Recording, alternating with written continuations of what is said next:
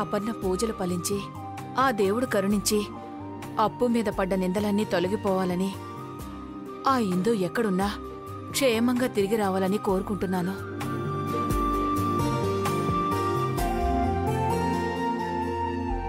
నేను అదే కోరుకుంటున్నాను సత్యభామ గారు.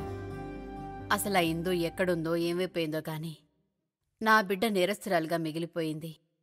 ఇంకో 2 రోజుల్లో ఇందు దొరక్కపోతే అపర్ణని కోర్టుకు అప్పగిస్తారు.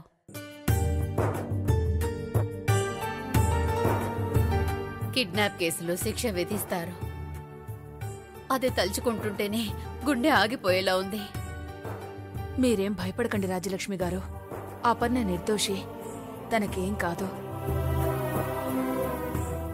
నిర్దోషని అమాయకురాలని మనకు తెలుసు, కాని చట్టానికి న్యాయస్థానానికి ఏం తెలుసు సత్యభామ గారు? తనే స్వయంగా నేరం చేశానని అంగీకరించింది కాబట్టి వాదోపవాదాలు లేకుండానే శిక్ష విధిస్తారు. అసలు దీనికంతటికీ కారణం ఆ ఇందు అమ్మ. ఆ ఇందు దొరికితేనే గాని మన అపర్ణ నిర్దోషిగా బయటపడదు.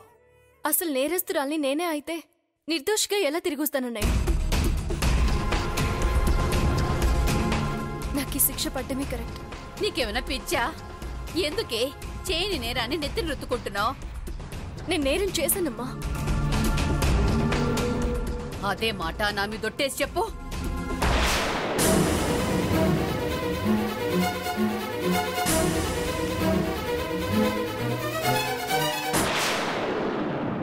నువ్వు నిజంగా ఇందుని కిడ్నాప్ చేశావా?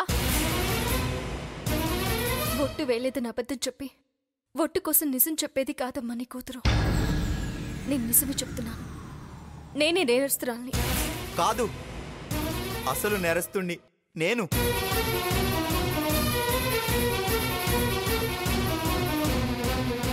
ఒరేయ్, నువ్వు నేరం చేయడమేమిట్రా? అవును బామ్మ, అపర్ణ ఇందుని కిడ్నాప్ చేయలేదు. ఆర్య, మీరు ఆగండి. నన్ను చెప్పని అపర్ణ.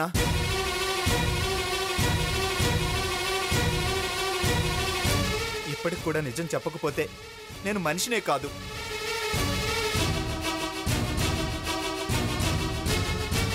బామ్మ, ఇందుని కిడ్నాప్ చేసింది ఎవరో నాకు తెలుసు.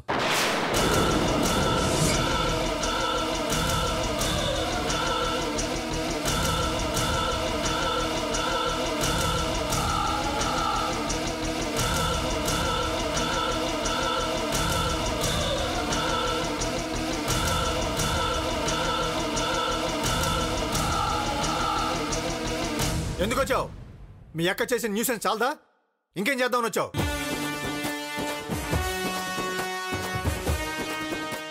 నేను ఇంకెవరిని బాధ పెట్టను బావా. నా వల్ల మీకు కానీ అపర్ణకు కానీ ఎలాంటి ప్రాబ్లమ్స్ రానివ్వను. అంతేకాదు, అపర్ణ సమస్యకు ఓ పరిష్కారం చూపించబోతున్నాను. ఏంటా పరిష్కారం? పెళ్లి. నేను నిన్ను పెళ్లి చేసుకోబోతున్నాను.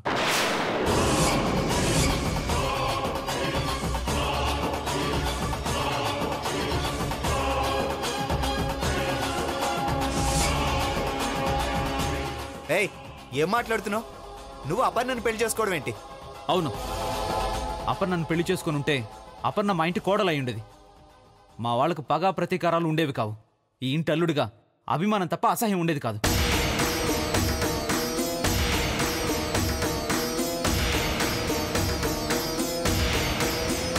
కానీ ఆ పెళ్లి ఆగబట్టే మన 2 కుటుంబాల మధ్య దూరం పెరిగింది. కలుసుకోలేనంత అగాధం ఏర్పడింది. వాటన్నిటినీ సరిచేయాలంటే, ఈ దూరాలు చెరిగిపోవాలంటే అపర్ణ నా భార్య కావాలి. అప్పుడే ఈ పగలు ప్రతీకారాలన్నీ తొలగిపోయి ఈ సమస్యకు పరిష్కారం దొరుకుతుంది. పిచ్చివాగుడు వాగామంటే పళ్ళు రాలగొడతాను. పళ్ళు రాలగొట్టడం కాదు, నా ప్రాణం తీసినా సరే అపర్ణాన్ని పెళ్లి చేసుకుని తీరుతాను. ఎంత ధైర్యం రా నీకు? నా ఇంటికొచ్చి నా బిడ్డను పెళ్లి చేసుకుంటానంటావా? శేఖర్, ఇంకా చూస్తావేంటి? వాడిని మెడ పట్టుకొని బయటికి గంటు. అవసరం లేదు, అవసరం లేదు అత్తయ్య. అపర్ణను తీసుకొని రా. అయ్యో అర్జున్, అర్జున్